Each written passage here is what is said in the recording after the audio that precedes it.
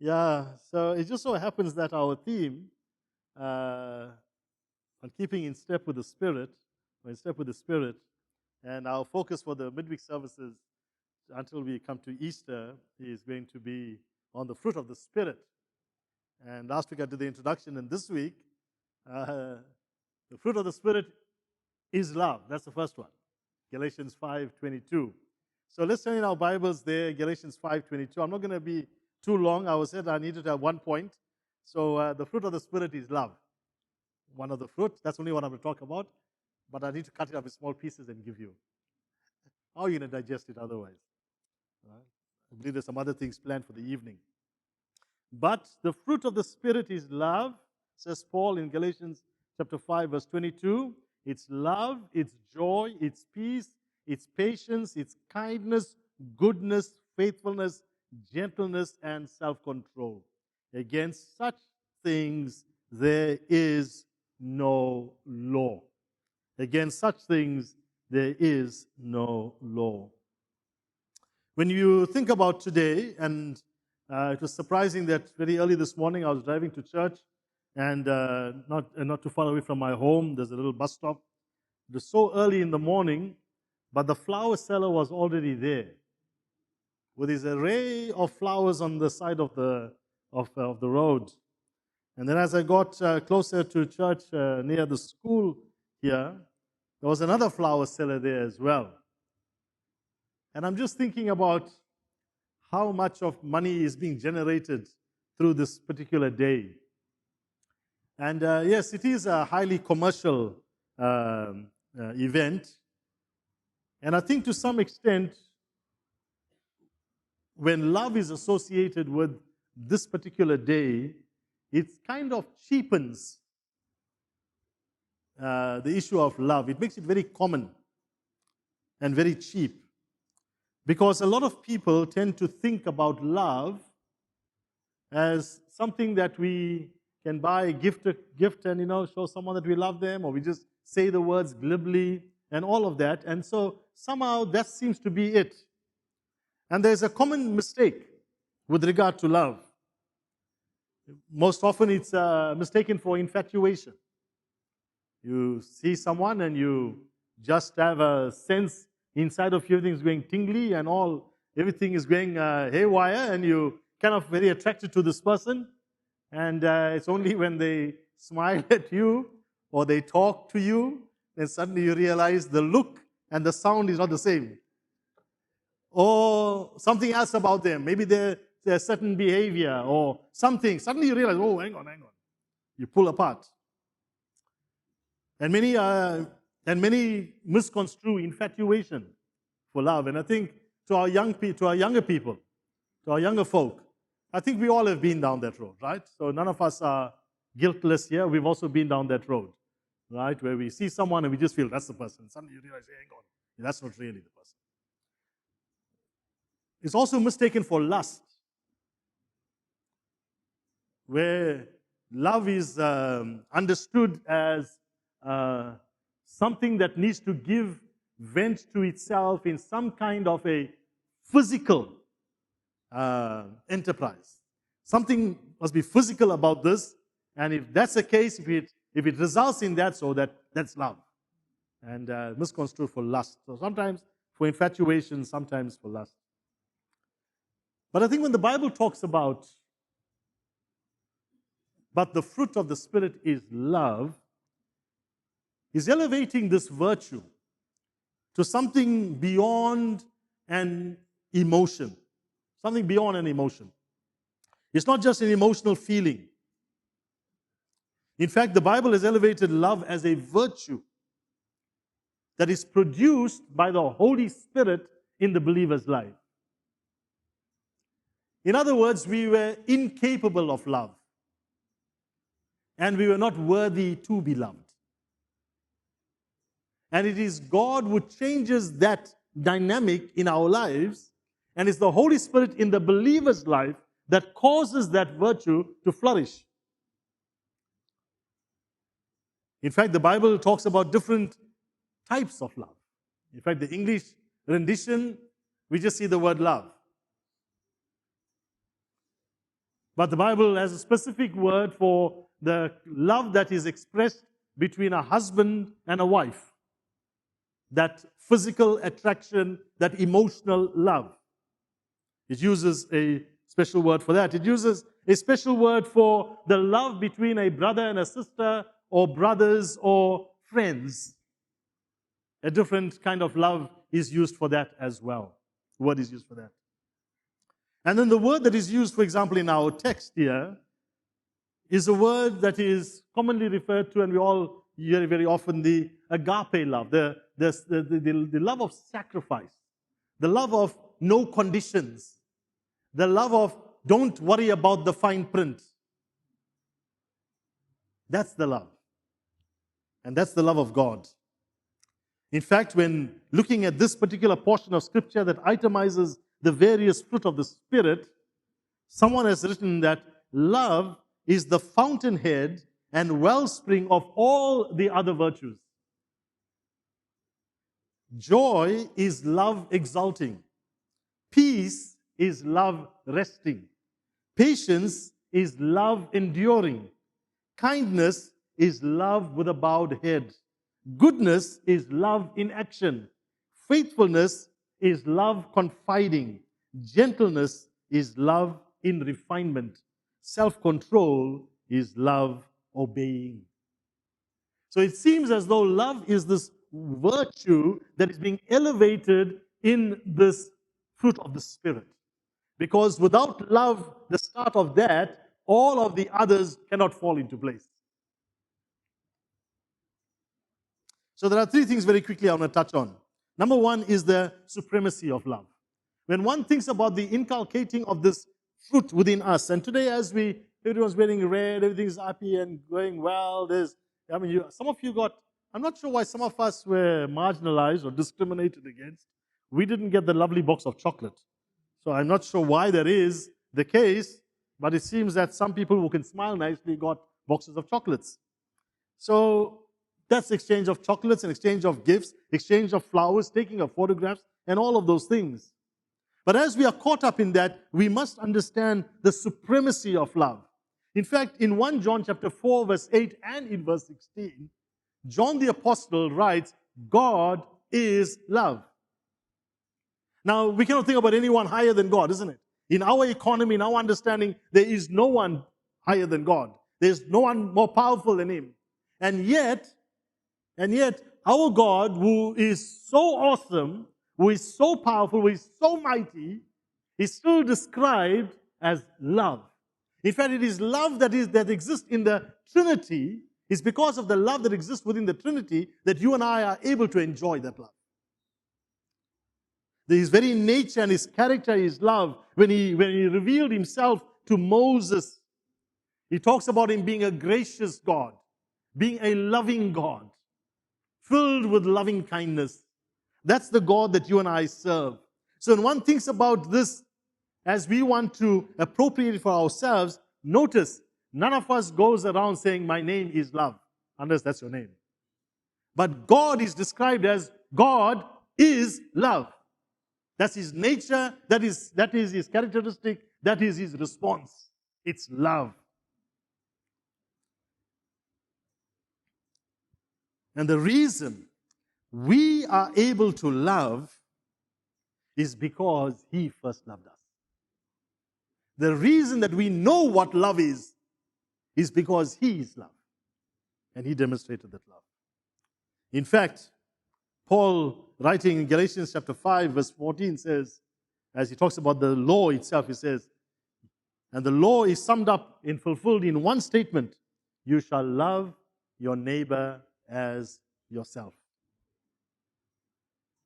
In fact, in 1 Corinthians chapter 13, and maybe we should turn there, 1 Corinthians chapter 13, the familiar love portion, or the love passage. 1 Corinthians 13. Paul says, and now I will show you the most excellent way, concluding verse 31 of the previous chapter. If I speak in the tongues of men and of angels, but have not love, I am only a resounding gong or a clanging cymbal. If I have the gift of prophecy and can fathom all the mysteries and all knowledge, and if I have a faith that can move mountains, but have not love, I am nothing. If I give up what all I possess to the poor and surrender my body to the flames, but have not love, I gain nothing. The supremacy of love is not only represented in who Jesus is, but in terms of what he respects of us as well. The expectation of us is that we need to prioritize love. He talks about all of the spiritual gifts. He talks about all of the things that he can do, the miracles he can perform, the levels of persecution that he can even face. But he says, if I do not have love, it all amounts to nothing. That is why he ends the chapter and says, now these three things remain: faith, hope, and love. But the greatest of all of this is the supremacy of love.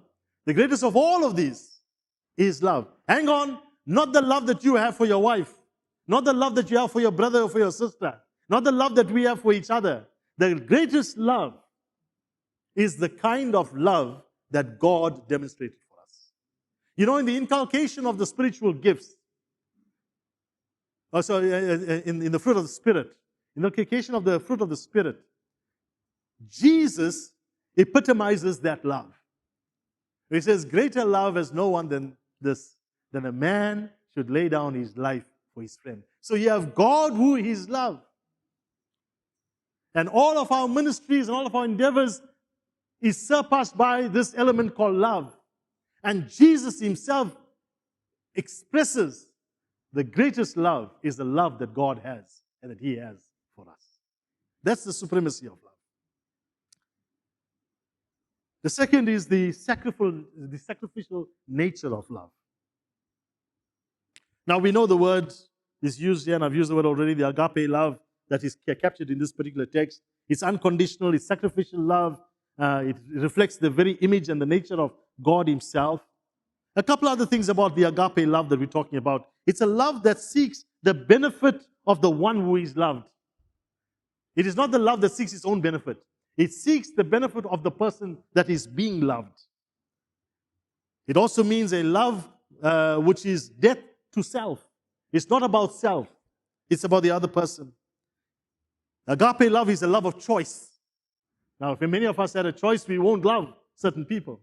But agape love reminds us that it's not our choice. It's because of what God is doing in our lives that we are then compelled to love. He takes us out of our comfort zone. That's the kind of love we're talking about. It's not based on emotions or on good feelings or on familiar attractions or physical attractions. The agape love is a love that gives. There's no taking. It's completely unselfish.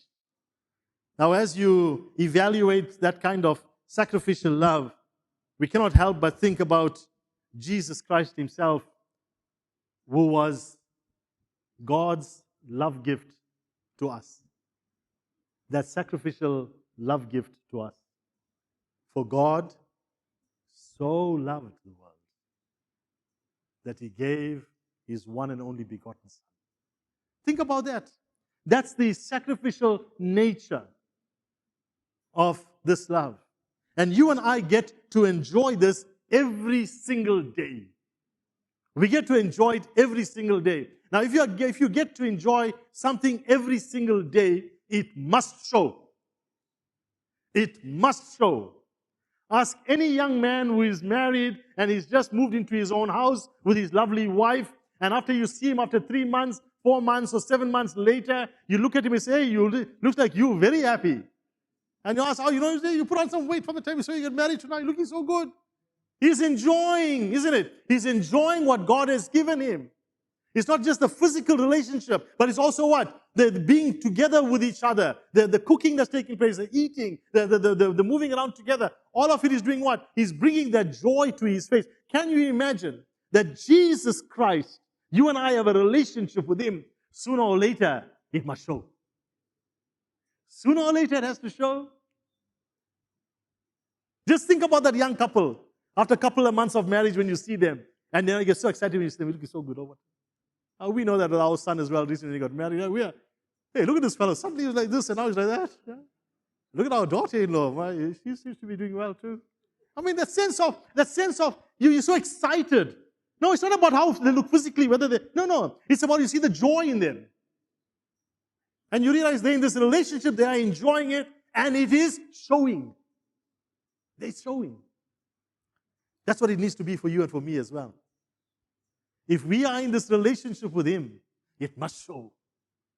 It will show to our spouse, it will show to our children, it will show to the church family, it will show to the people on the streets, it will show to everybody. You can see it. Why? Because He loved us. And He reminds us in John chapter 15, verse 12 and verse 13, this is my commandment, that you love one another just as I have loved you. Listen, it's not easy. Uncle Glenn came up here and he spoke about that, their relationship for so many years. Christy never gave us any of the bad side. Christy, everything was hunky-dory with him, right? I'm just teasing Christy. But all of us know that in the relationship, there's a lot of give and take. A lot of getting to understand. And most times it is not about what will make me happy, what will make us happy. Also, it's not about what will make you happy. Yeah, get that right. Please get that on. Please get that on. It's not about what will make me happy. It's also not about what will make you happy. It's about what will make us happy. Because it's our relationship. And sometimes we both have to take a step back. And so He says, that kind of love that it is called for. He says, greater love is no one than this, than one would lay down his life for his friends. Jesus tells us in John 15, verse 13. Why? Because God demonstrated His love towards us in that while we were yet sinners, Christ died for us. When you think about, and especially for those of us already in a relationship, me too, I'm also in a relationship. Hey, don't look at me so shocked. What is here at the front? We're still in a relationship. What do you think? Yeah. Till death us do part. When you think about this relationships that we are in, and if you are in that kind of a relationship, it takes a lot of hard work. It also takes a lot of prayer. A lot of prayer. Lord, to make me the kind of husband that you want me to be. To make me the kind of wife that you want me to be. And it takes a lot of hard work. And very often the children don't understand that. And children also need to start praying, Lord, make me the kind of child that you want me to be in this house. Because love is not only the love that is expressed between a husband and a wife. There's also love between a child and a parent. And very often we try to put that to the side. And sometimes our homes are affected because of that, isn't it? And so there's this level of, even in our own homes, with our wives and our children, that we can have the same level of sacrificial love. It is a response to God's love for us, in that while we are yet sinners. Next time, don't look at your spouse and say, hey, you're not good at all. I don't know what your problem is. You know why? When God looked at you, He said the same thing too. But He still loved you. And He sent His Son for you, to die for you. So next time you're a little bit upset, you're looking at your wife. No, think about it. I am the bigger idiot here, not that one. Me. And yet He loved me. I'm the bigger fool here, but yet He loved me. So often it's easier to project on the other person. But think about it. If that one didn't love you, who will love you? Now you're starting to think, right? Linda, you agree with me, right? If you'd have loved that fellow, who would have loved you? Yeah, we walk like Bristons, we are the big shots, we like it. That one is sitting at home saying, hey, if I never come your way, where would you be? Think of how much sacrifice, or the amount of sacrifice it cost God to release His Son for you and for me. In the same way, Paul says, husbands, love your wives. That same level of love. Hey, hang on. If you are sitting here and you're feeling a bit uncomfortable, let me tell you that the man who's standing and talking to you, it wasn't easy too. For all of us. It takes a lot of hard work. You've got to work at it. It's not magic. A lot of prayer, a lot of waiting upon the Lord, and just coming together and understanding what God wants of us in our lives. And I want to tell you that the love that the world is selling is very cheap. It's here today, it's gone tomorrow. I forgot whether it's Brangelina or Joel, what this fella and that one and this one and that one. Who's in this? The relationships, me, I'm confused. I don't know who's married to who. It's cheapened everything. But when you think about the love relationship that we have with God, His love is not taken away from us. It keeps us together. Husbands, love your wives as Jesus Christ loved the church. There is a level of sacrifice that is needed. Hey, guys, man up. Man up. Don't say, I'm the man in the house. You're a man in the house. The Bible says you need to sacrifice. Man up. Sacrifice that. Show that level of love. Because through you, the Lord is preparing your wife. Through you, the Lord is preparing your children. Through you, the Lord is preparing your ministry. And you've got to do what? Submit to the Lord. So there is this sacrificial nature of love. Lastly, there are the signs of love. Hang on, the signs of love are not the heartines you're seeing at the back, or the flowers, or the balloons. The signs of love, firstly, is the love for our God. You shall love the Lord your God with all your heart, with all your soul, and with all your might. When Jesus was asked what's his greatest commandment, he recited the Shema. And then he said, and the second is just as important, to love your neighbor as yourself. The signs of love is that deep love that we have for God. He's first. He is first. Let me let you into a little secret for those of you who are having a problem as to who comes first for a pastor. For a pastor, first is my Lord. Second is my wife. Third, my children. Fourth, the church. Very hard for people to accept that. I am called first in my relationship to God. He judges me on that. Second, He has given me a primary responsibility for my wife. And then for my children. And then He has given me a calling. And the calling is to pastor a church. Many pastors flip that around. Our families are last, the church is first. I'm not saying that we must neglect the church. We must prioritize the church. But in terms of our accountability to God, it's my life with Him, the life He entrusted to me with her, the children He gave us as a gift, and then the church. Because the church is His. It's His, and He's building the church. He's purifying it. He's cleansing it. And He will keep it growing, because even the gates of hell will not prevail against it. To love the Lord, to love our neighbors, to love each other. He says, and how will the world know that you are disciples, my disciples? Obey my commandments and show love to each other. When they see you loving each other, they will know that you are my disciples. The signs of love is loving God, loving our neighbor, and loving each other, expressing that level of love. You know what we need to do here tonight? We all are coming together, isn't it? The sense of, hey, we need to be here together. Your very presence here is encouraging someone else. Just your presence here. Shaking hands with someone and greeting them at the door just encourages someone else. Picking up the telephone and calling someone or praying for someone who's sick. That's all that we need to do to show the others. If we can't do it for ourselves, we can't expect someone from the outside, some agency from the house can do it for us. This week went by. Our academic dean on Monday, he's sharing through the book of Galatians, and he's in chapter 2 at the moment. And he was talking about remembering the poor. Remembering the poor. One of the points he made was, you will know just how the poor are prioritized in your church and just how much of brotherly love you have for them when you look at your budget or you look at your expenditure sheet.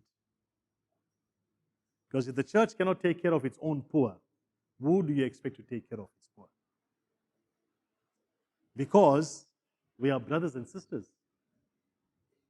You know, and I think of one or two of our men here in the church, some of the men that I've journeyed with for many years, the love that they have for their family, out of their way, go and buy and drop off and do all those things. Why? Because they're family. They are family. What about us here in the Church of God as well? In the same way, we need to demonstrate that kind of love. And then lastly, to love those who are lost or those who are different from us. Hey, this is hard. Hey, in South Africa, we got all of these irritations. I know. We get irritated, state of the nation or whatever that thing is. We are upset, whatever. But you know what? We are called to be salt and light. We are not called to set things alight. Big difference. We are called to be salt and light. We may not like a lot of things that are happening, but the one way we demonstrate our love is to be able to pray for them, to be able to go and share the gospel. There are many that are lost. There are many that are on the margins. Ours is Jesus demonstrated that. We need to demonstrate that as well. That's how they'll know we are Christians. What a wonderful day just to think about the fruit of the Spirit that needs to be inculcated in our lives, in your life and in my life. He's not finished with us. He's not finished with us. He's still working. He's still working. But let me tell you, he is about to produce a masterpiece. He is about to produce a masterpiece. Because the masterpiece will be just like the master. That's you and that's me. What a joy that is. I pray that tonight, that the same kind of love will be demonstrated in your home, your family, your relationship with the church, and with others.